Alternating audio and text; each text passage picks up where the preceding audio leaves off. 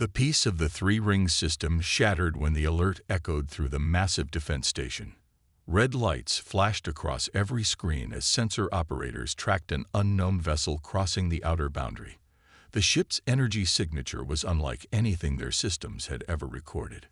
Commander Gray stood at the center of the command deck, his four eyes fixed on the main display.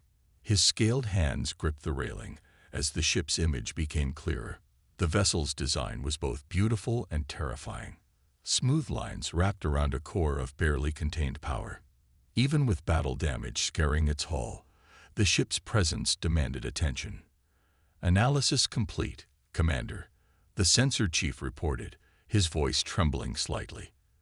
"The design matches intelligence reports from the outer sectors. It's a human warship." The command deck fell silent. Every alien present knew the stories. Humans were the newest spacefaring race, but they had already earned a reputation that made even the oldest civilizations cautious. They were adaptable, unpredictable, and possessed technology that seemed to evolve at an impossible rate. Gray's secondary hearts picked up their pace, but his military training kept his voice steady. "Show me the detail scan." The display zoomed in, revealing more of the vessel's features. Its hull bore markings in the human script, and active sensors detected multiple weapon systems, some powered down, others humming with potential energy. The ship's size wasn't overwhelming, but Gray had studied enough reports to know that humans had mastered the art of fitting devastating firepower into compact packages. "Sir," his second-in-command stepped closer, speaking softly. "Should we activate the defense grid?" Gray considered the question carefully. The three-ring system was peaceful, but not defenseless. Hidden beneath the elegant curves of their stations and satellites lay enough firepower to destroy small fleets. But something about this situation felt different from the invasion scenarios they had practiced. "The ship's running on reduced power," Gray noted, pointing to the energy readings. "Look at the heat signatures.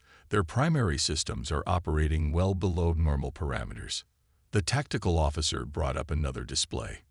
"Confirmed, sir. We're detecting significant damage to their port side.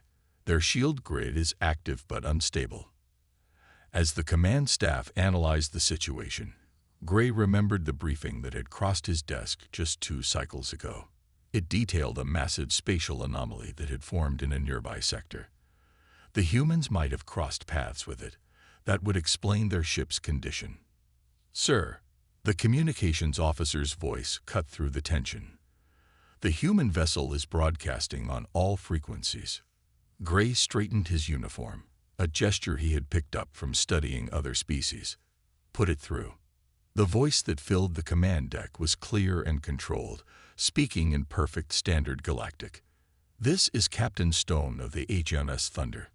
We've sustained heavy damage evading a space anomaly and require emergency assistance. We understand our presence may cause concern, but I give you my word we have no hostile intentions." The command staff looked to Gray. This was a moment that would be recorded in their history, their civilization's first direct contact with humans. The safety of billions rested on his next decision. "Begin full spectrum analysis of their transmission," Gray ordered. "I want to know if they're trying to hide anything. And get me everything we have on human body language and speech patterns." The next few minutes stretched into infinity as his staff worked. Reports flooded in. The transmission was clean. The damage to the human ship appeared genuine, and their weapon systems, while impressive, were not primed for combat. Gray studied the image of the Thunder once more. He had expected his first encounter with humans to involve warfare, not a request for aid. Perhaps this was why humans had become such a powerful force in the galaxy. They were impossible to predict, impossible to fully prepare for. "Sir," his second-in-command pressed, "we need to make a decision. The Defense Council will support whatever choice you make." Gray nodded slowly.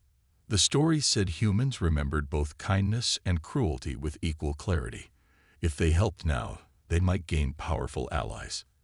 If they refused, well, the stories about that were much darker. "Open a channel," Gray commanded. He would face this historic moment head-on. Captain Stone, this is Commander Gray of the Three Rings Defense Force. We acknowledge your situation and are preparing to render assistance. Please maintain your current position while we make arrangements. The future of their civilization might have just changed forever, and Gray couldn't shake the feeling that this was exactly what the humans had intended all along. The repair station loomed ahead of the HMS Thunder like a giant metal flower, its petals spread wide to accommodate ships of various sizes. Captain Stone watched it through the bridge's main viewport, noting how different it looked from human construction. Where human stations were all sharp angles and practical design, this alien structure seemed to flow like liquid metal frozen in space. Engineering reports the main drive is about to fail completely. First Officer Reed announced from his station. We got here just in time. Stone nodded, keeping his expression neutral despite the worry gnawing at his gut. The Thunder had barely survived its encounter with the space anomaly. Half the ship's systems were running on backup power, and 3 decks were sealed off due to hull breaches. His crew had performed admirably, but they needed help. The alien commander is hailing us again, the communications officer reported. On screen, Stone ordered, straightening in his chair. Commander Gray's image appeared on the main display. The alien's 4 eyes blinked in sequence as he spoke. Captain Stone, we have prepared a docking space for your vessel. However, our council requires certain assurances before we proceed. Stone understood their caution. Humans had a reputation in the galaxy, one that wasn't entirely undeserved. Of course, Commander. What assurances do you need? We request that you power down all weapon systems before approaching the station. Additionally, we will need to establish a temporary shield link to guide your ship safely into the dock. Behind Stone, Security Chief Baker shifted uncomfortably. Powering down weapons while letting aliens connect to their shields went against every security protocol in the book. But Stone had read between the lines of Gray's careful phrasing. This was a test of trust. Agreed, Stone said without hesitation. Transmitting our weapon shutdown sequence now. You can verify each system as it goes offline. The bridge crew exchanged glances, but followed his orders without question. One by one, the Thunder's impressive array of weapons powered down. Stone watched Gray's reaction carefully. The alien commander's upper eyes widened slightly. Apparently, he hadn't expected such quick compliance. Your cooperation is appreciated, Gray said. Initiating shield link now. The Thunder shuddered slightly as the alien station's energy field connected with their failing shields. Stone felt the gentle pull as their ship began moving toward the dock. Through the viewport, he could see alien repair crews already gathering, their environmental suits glinting in the light of the system's 3 suns. Captain, Baker whispered, leaning close to Stone's chair. I've finished analyzing their station's defenses. They could have destroyed us 3 times over by now. Stone smiled slightly. Yes, just as we could have taken out their station's main reactor before they detected us, damaged as we are. Sometimes the best way to avoid a fight is to make sure both sides know exactly what they're risking. The docking procedure went smoothly, showcasing the aliens' technical expertise. As the Thunder settled into place, Stone received another transmission, this time from the station's chief engineer. The aliens spoke quickly, excitement evident in their voice as they listed the repairs needed. Our initial scans show severe damage to your port antimatter containment chamber, the engineer said. We've never worked on human technology before, but our principles of matter/antimatter reactions should be similar. Stone shared a look with his own chief engineer, who nodded encouragingly. We'll share our technical specifications and work alongside your crews, Stone offered. It could be a learning experience for both sides.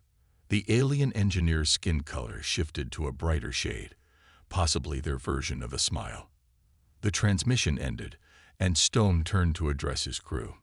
I know this isn't an ideal situation, he said, looking at each officer in turn. But right now, we're not just a damaged ship looking for repairs. We're representatives of humanity. These people know us only through stories and rumors. Let's show them who we really are. As repair crews began connecting umbilical tubes between the station and the Thunder, Stone watched the alien workers moving with precise efficiency. He had studied the Three-Ring civilization extensively before entering their space. They were known for their technical brilliance and peaceful nature, but also for their caution with new species. The space anomaly had forced this first contact earlier than planned, but perhaps that was for the best. Sometimes, the most lasting friendships were forged in moments of crisis. Through the viewport, Stone could see Commander Gray personally overseeing the operation from the station's control room. Their eyes met across the void of space, and both leaders nodded slightly. The real test of trust was about to begin. The council chamber of the Three-Ring station hummed with tense energy as the emergency session entered its third hour. Admiral White paced the circular floor, his pale scales reflecting the soft light as he gestured at the holographic display of the human warship. "Look at their weapon design," he said, pointing to highlighted sections of the Thunder. "Even damaged, their ship carries enough firepower to match 3 of our defense cruisers. Letting them dock was dangerous enough. Helping them repair those weapons would be foolish." Commander Gray stood at his assigned position, watching the debate unfold. The council had been divided since the moment he reported his decision to aid the humans. Now, with repair crews waiting for authorization to begin work, they needed to make a final choice. Fleet Commander Black, the oldest member present, tapped his clawed fingers against the metallic table. "The historical records are clear," he said, his voice carrying the weight of experience. 50 cycles ago, the Empire of the Burning Sun refused aid to a damaged human scout ship. Within 2 cycles, they lost 3 colony worlds to human raiders. "That was different," White argued. "These humans claimed their ship was damaged by a space anomaly, but our long-range sensors detected no such disturbance." Gray stepped forward, drawing all 4 sets of eyes in the chamber to him. "With respect, Admiral, the anomaly dispersed 12 hours before the Thunder arrived, but we did detect its aftermath, and the damage patterns on their ship match exactly what such an event would cause." The chamber fell silent as Gray activated a new hologram, showing detailed scans of the human vessel. "Furthermore, Captain Stone has granted our engineers full access to their technical specifications. They're trusting us with information that most human colonies guard jealously." White's scales darkened with concern. "Or they're showing us exactly what they want us to see. Humans are known for their deception in warfare." "They're known for many things," Gray countered. "Their adaptability, their innovation, their capacity for both great violence and remarkable kindness. Right now, they're showing us trust. How we respond could determine our people's future." The council members murmured among themselves. On the main screen, live feeds showed human crew members working alongside alien engineers, already sharing knowledge and expertise despite the language barriers. The humans had even allowed 3 of their injured crew members to be treated in the station's medical bay, trusting alien doctors with their care. Fleet Commander Black raised his hand for silence. "There's another factor to consider. Our spies report increasing raids along the trade routes. The Crimson Raiders grow bolder by the day. Having a human warship in our debt could prove valuable. Or they could be working with the raiders," White shot back. "This could be an elaborate trap." Gray shook his head. "I studied every known encounter with human ships. They don't use deception when they plan to fight. They prefer direct action. If they wanted to attack us, they would have done so already." The chamber's lights dimmed slightly as the station's main computer processed new data. A junior officer hurried in, handling Gray a data crystal. He read it quickly, his upper eyes widening. "The human engineers just shared their antimatter containment specifications," he announced. "These designs are decades ahead of our own technology. They're giving us this freely, as a show of good faith."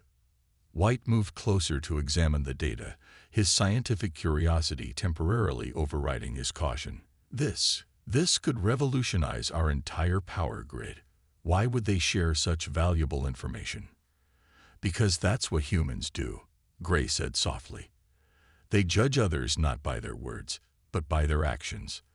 By sharing their technology, they're inviting us to do the same. They're offering an exchange of knowledge, not just repairs. Black nodded slowly, his aged scales shifting color as he considered the implications. Perhaps this is why humans have spread so far so quickly, not through conquest alone, but through a combination of strength and cooperation. The council members looked at each other, decades of diplomatic experience allowing them to read the subtle changes in scale color and eye position. One by one, they raised their hands in agreement. The motion passes, Black announced formally. We will provide full repair assistance to the human vessel. Commander Gray, you will personally oversee the operation. Make sure our new friends understand both our gratitude and our capability. As Gray left the chamber, he couldn't help but wonder if this was how other species felt when humanity first entered their territories. Caught between fear and fascination, forced to choose between potential destruction and possible friendship, he hoped they had made the right choice. The next few days would tell. The repair station's observation deck offered a perfect view of the ongoing work on the Thunder's hull. Engineer Lee Blue watched in amazement as a human technician walked along the ship's outer surface, magnetic boots keeping her anchored as she worked on a damaged sensor array. The station's own repair crews always used automated drones for external repairs, considering direct exposure to space too risky. Your crew seems very comfortable working in vacuum, Blue commented to Chief Engineer Miller, who stood beside him monitoring the repairs. Miller smiled, watching his crew member with obvious pride. Humans started space exploration by doing everything the hard way. Old habits die hard. Sometimes human hands can solve problems no machine can figure out. As if to prove his point, the technician outside made a quick adjustment to her toolkit, using it in a way its designers had never intended. The damaged array hummed back to life, its lights pulsing steadily. Inside the station, similar scenes of cooperation and cultural exchange played out. Human crew members had quickly adapted to the station's artificial gravity, which was slightly stronger than Earth standard. They learned to use alien tools with remarkable speed, often finding new ways to apply them that surprised their inventors. Commander Gray entered the main repair bay, where Captain Stone was helping to recalibrate the Thunder's antimatter containment field. The human captain had insisted on working alongside his crew, another behavior that confused but impressed the station's personnel. Your people work through their rest cycles, Gray observed, watching human crew members taking turns but never fully stopping the repairs. Our medical staff is concerned about your stress levels. Stone wiped sweat from his forehead, checking readings on a hybrid display that merged human and alien technology. Humans are good at pushing through when we need to. We can rest when the job's done. A loud clang echoed through the bay, followed by a burst of laughter. A human engineer had dropped a heavy tool, but instead of damaging the deck plates, it had bounced off them with a musical tone. Several alien technicians joined in the laughter, their scales shifting through colors that indicated amusement and relief. They're bonding well, Stone noted. Your people have been incredibly welcoming, despite your obvious reservations about us. Gray's upper eyes blinked in surprise. He hadn't realized humans could read their emotional color changes. We've learned that cooperation brings better results than fear. Though I must admit, your reputation had us concerned. Before Stone could respond, alarms blared through the station. Red emergency lights flashed as the station's AI announced an incoming threat. Both commanders rushed to the nearest command console. Multiple ships just dropped out of faster-than-light travel, Gray reported, his scales paling. Their energy signatures match known Crimson Raider vessels. They must have detected your ship's damaged state. The Raiders were infamous in this sector, a mix of outcasts from various species who preyed on vulnerable ships. They had never dared attack the repair station before, but a damaged human warship was apparently too tempting a target. Stone's expression hardened as he watched the tactical display. How long until they're in weapons range? 10 minutes. Our defense grid is activating, but most of our combat crews are off-duty for the night cycle. Gray's lower eyes narrowed. The Thunder's weapons are still offline for repairs. To his surprise, Stone smiled. "The weapons we told you about are offline. Rule 1 of human space combat: always have a backup plan." The captain activated his communicator, speaking quickly in the human language. The repair bay burst into activity as human crew members dropped their tools and rushed to battle stations they had apparently prepared without anyone noticing. Hidden panels on the Thunder's hull slid open, revealing secondary weapon systems that hadn't appeared on any scan.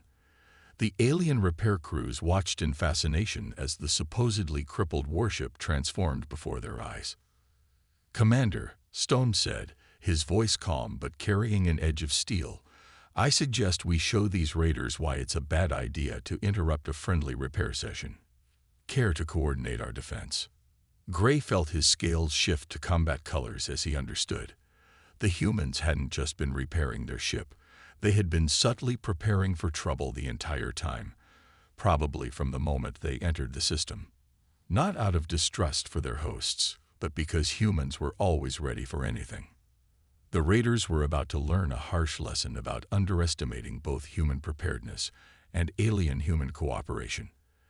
As both commanders began issuing orders, Gray realized this would make an interesting addition to the stories told about humans in their sector. The Crimson Raiders' fleet emerged from the darkness of space like hungry predators, their ships painted in deep red markings that had become infamous across 3 sectors. 8 vessels of various sizes formed an attack pattern, their weapons already charging as they approached the repair station. Inside the station's command center, Commander Gray watched the tactical display with growing concern. They've never attacked with such numbers before. They must think the human ship is easy prey. Captain Stone stood beside him, his face illuminated by the holographic battle map. "That's their first mistake. Baker, status of our hidden batteries." "Hot and ready, sir." The security chief's voice came through the comm. "All 8 missile tubes are loaded. Point defense grid is online. Just waiting for your word." The lead raider ship broadcast a message across all frequencies. "Attention repair station. Surrender the human vessel, and we'll let you live. Resist, and we'll take it anyway." Stone looked at Gray, ready to show them why it's bad manners to interrupt repairs. Gray's scales rippled with anticipation as he nodded. He keyed the station's defense grid to full power, watching as weapon ports opened along the station's elegant exterior. "Defense crews in position, though we're still understaffed for night cycle. Then let's make it quick." Stone touched his communicator. "All Thunder crews, execute Battle Plan Delta. Station crews, watch your targeting solutions. Things are about to get interesting." The raiders moved closer, obviously expecting an easy fight. Their sensors still showed the Thunder as a crippled vessel, its main weapons offline. What happened next would become legendary in the 3 Rings system. The human ship's hull seemed to come alive. Panels that appeared damaged suddenly opened, revealing pristine weapon ports. The broken sensor array transformed into a missile launcher. Even the repair scaffolding around the ship contained hidden surprises. Human crew members had turned the maintenance platforms into gunning positions. "First wave fire," Stone ordered calmly. Missiles erupted from the Thunder's hidden tubes, each one splitting into multiple warheads. The raiders scattered, breaking their formation in surprise. They had expected to face a damaged ship and an unprepared station. Instead, they found themselves caught in a carefully planned crossfire. Gray watched in amazement as Stone coordinated the attack. Human missiles herded the raider ships into the firing arcs of the station's defense grid. When 2 raiders tried to flee, they found their escape route blocked by a minefield that the human repair crews had quietly deployed while working on the hull. "Remarkable," Gray said as another raider ship's engines went dark. "You were preparing defenses while making repairs." "Humans multitask well," Stone replied with a grin. "Your crews thought we were just being thorough with our exterior work. In reality, every human out there was placing weapons and sensors exactly where we'd need them." The raiders regrouped, attempting to concentrate their fire on the station's supposedly weaker rear section. But Stone had anticipated this too. The Thunder's secondary engines fired, using the repair dock's own magnetic systems to spin the ship rapidly. Hidden point defense weapons emerged from its hull, creating an umbrella of protective fire over the station's vulnerable areas. Commander Gray, Stone called out, "If your crews could encourage them to move about 30 degrees to port." Gray quickly understood the humans' plan. He ordered his defense grid to fire a specific pattern, forcing the remaining raiders to dodge in the desired direction. The moment they moved, the Thunder's main guns, which had never actually been offline, opened fire. The battle ended as quickly as it had begun. 3 raider ships were disabled, their engines cold and weapons dead. 2 had surrendered after seeing their companions fall. The rest had fled, their legendary reputation shattered by the combined human-alien defense. As the station's crews began securing the captured raiders, Gray turned to Stone. "You knew they might attack. That's why you let us see your ship as damaged. You were setting a trap." Stone nodded. "Pirates talk to each other. We made sure rumors of our damaged state reached the right ears. Figured it would give us a chance to deal with the raider problem permanently. And if we had refused to help you, then we would have found another way. But we hoped you'd choose cooperation over fear." Stone smiled. "That's the thing about humans. We always have a plan, but we prefer to make friends than fight." Gray's scales shifted to a color of deep respect. The stories about humans had been right, but not in the way they had thought. Yes, humans were dangerous in battle, but their true strength lay in their ability to plan, adapt, and turn any situation to their advantage, preferably while making allies along the way. The repair station's main hall buzzed with activity as crews processed the captured raiders. Repair teams worked to fix the minor damage from the battle, while security personnel led prisoners to holding cells.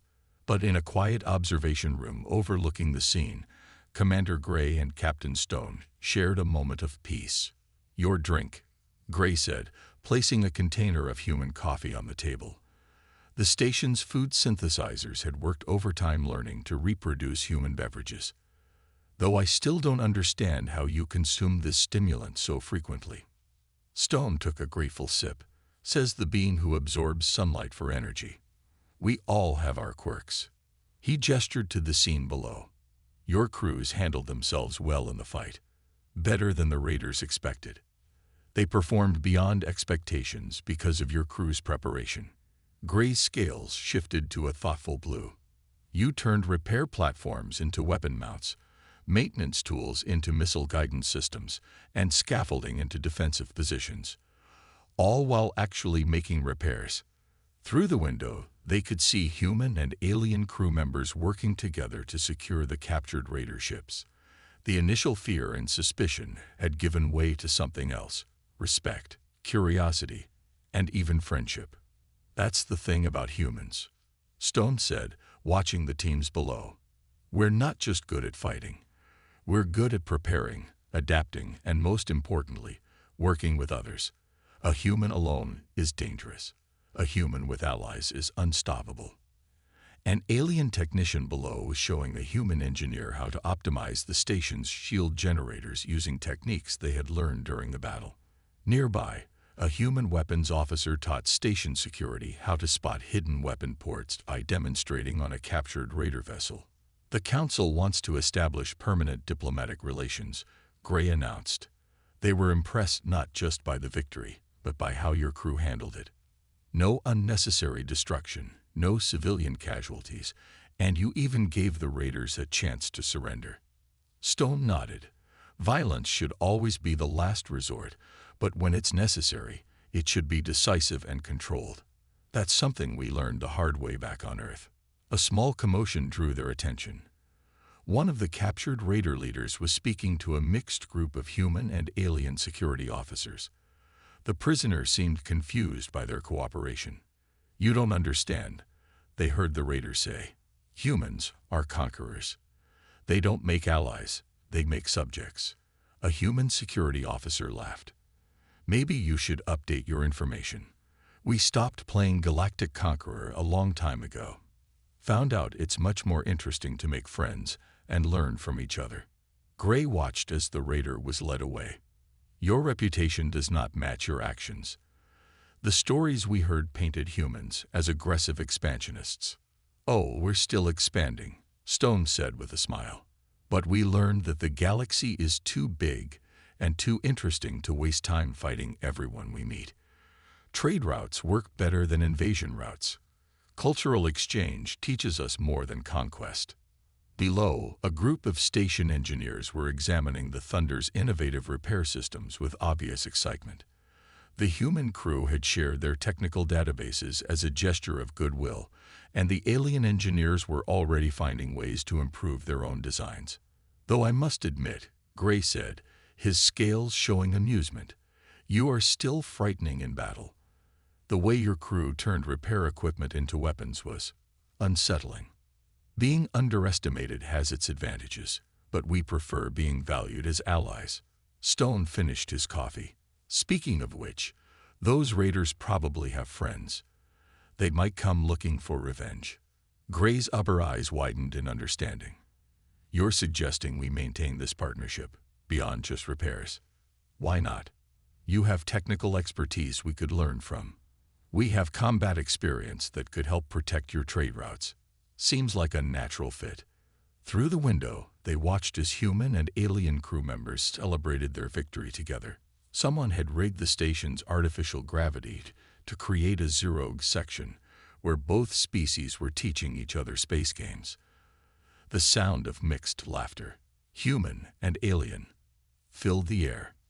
Your ship will be fully repaired soon, Gray noted, but perhaps this is just the beginning of something larger. Stone smiled, watching their crews below. That's another thing about humans, Commander. We may enter someone's life by accident, but we have a habit of turning accidents into opportunities. And right now, I see a lot of opportunities for both our peoples. The Thunder's engines hummed with renewed power as the final system checks completed. After 5 days of repairs, modifications, and cultural exchange, the human warship was ready to depart. The repair station's main dock had become crowded as both human and alien crews gathered to say goodbye. Engineer Lee Blue handed Captain Stone a small crystal device. We modified your engine cooling systems using our thermal technology. You should see a 12% increase in efficiency. His scales glowed with pride. Though I must admit, your antimatter containment designs gave us some interesting ideas in return. That's how progress works, Stone replied, carefully storing the crystal. Everyone has something to teach and something to learn. He looked around at the gathered crews. Though I think we learn more than just technical skills here. Nearby, human crew members were exchanging contact information with their alien counterparts using newly compatible communication devices. Several aliens were wearing human-style tool belts, having found them more practical than their traditional equipment. A group of human engineers had adopted the aliens' more efficient way of organizing repair schedules. Commander Gray approached, accompanied by Admiral White and Fleet Commander Black. The Admiral's scales had shifted from their earlier suspicious pale shade to a deep color of respect. The Council has approved the defense treaty, White announced. Your suggestion about creating a joint task force to patrol the trade routes has been accepted.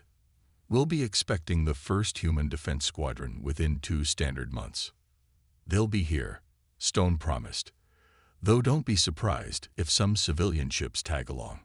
Our merchants are always eager to explore new trade opportunities. Black's aged scales rippled with amusement.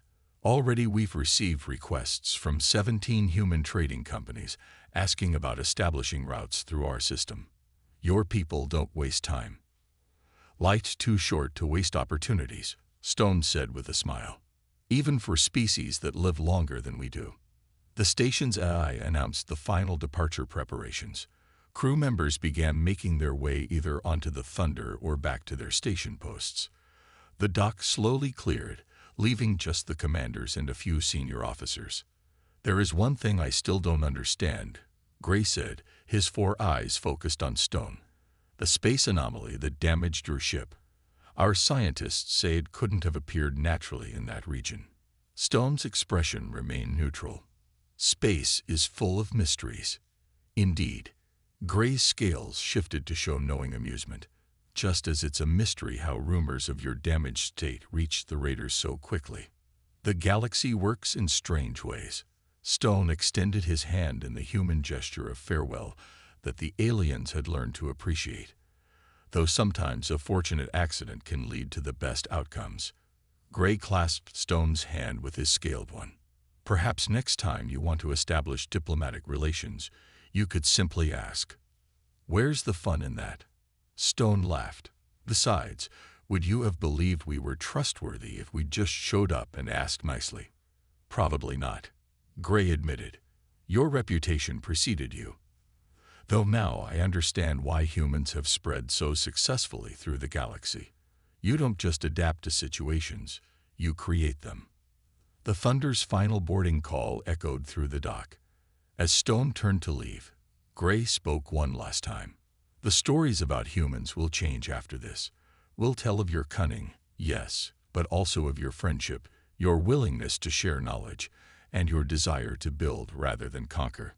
Tell them whatever you like, Stone said as he walked toward his ship. Just remember to mention that we make better friends than enemies. From the station's observation deck, Commander Gray watched the Thunder disconnect from the repair dock. The human ship's engines glowed with new power, a combination of their technology and alien improvements. As it moved away from the station, its running lights spelled out a message in the alien language. Until we meet again, friends. The Thunder disappeared into faster-than-light travel, leaving behind more than just modified technology and defense treaties. It had left a changed civilization, one that now understood why humans had become such a powerful force in the galaxy. Not through superior firepower or advanced technology, but through their unique ability to turn any situation to their advantage while making allies along the way. Gray's scales shifted to the deep blue of contentment as he watched the last traces of the Thunder's energy signature fade away.